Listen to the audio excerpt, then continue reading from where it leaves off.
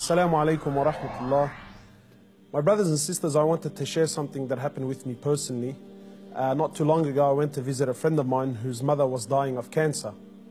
She had been battling cancer for about 5 years, and news came to me that she was on her last days. So I went to visit the brother, and as I sat down with him, he was explaining to me that his mother is going through that state of sakarat al-maut, conscious and unconscious, and that the cancer was really starting to spread all over. So as I sat with this friend of mine and we were talking, his eyes teared up. So I assumed that because his mother's dying, and so I tried to comfort him, and I said to him, look, you know, this is natural in life. And he said to me, I'm not crying because she's leaving. And of course I am upset, but that's not why I'm crying. I said, then why are you upset? He said, I'm upset because all my life I've never thanked my mother for what she's done.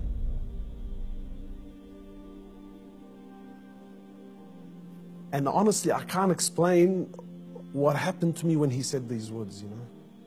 He said, all my life, I've never once in my life said thank you to my mum. He said, and now that she's sitting in the next room and she's alive, but she's conscious and unconscious, and even if I spoke to her, she's not going to be able to understand or comprehend the words that I'm saying. And wallahi, my brothers and sisters, this really affected me.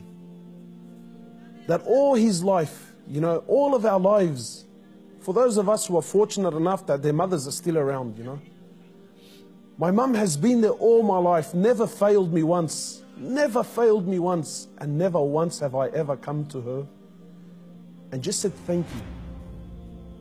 And not one of those thank yous with some flowers, and that's a good thank you, but those really deep thank yous. You know, that thank you that if she left me now, I've told her and I've thanked her from the depths of my heart. Wallahi, my brothers and sisters, I haven't been able to forget this. That when was the last time you thanked your mother? When was the last time you showed your mother genuine appreciation for everything that she's ever done? Or are we going to be like those, or are we going to be of those who, when our mothers leave us permanently, then we will sit back and remember and start to regret that I didn't take advantage of the opportunity when I had it. You know, my brothers, in many places around the world, they celebrate this thing called Mother's Day. And it breaks my heart because in Islam, in truth, Mother's Day is every day. We don't single out one day of the year to say, oh, Mum, look, I remembered you today. But rather, we're ordered by Allah and His Prophet, more or less, to remember our mothers on a daily basis. A man came to the Prophet of Allah and he says to him, O Prophet of Allah, and many of us get this hadith wrong. He says, O Prophet of Allah, who is most deserving of my kind treatment? He says to him, your mother. He says, then whom? He said to him, your mother. He said to him, then whom?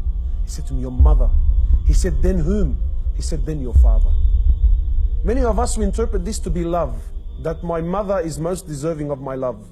No, the person that is most deserving of your kind treatment, of your money, of your health, of everything that you possess, the person that is most deserving of this more than anyone, above all, is your mother, then your mother, then your mother, and then your father. My brothers and sisters, in short, many of us, we still have our mothers. Wallahi, do not be of the losers who wait until our mothers leave us permanently, only then to wish and to regret and say, you know, I wish I can go back and thank my mother.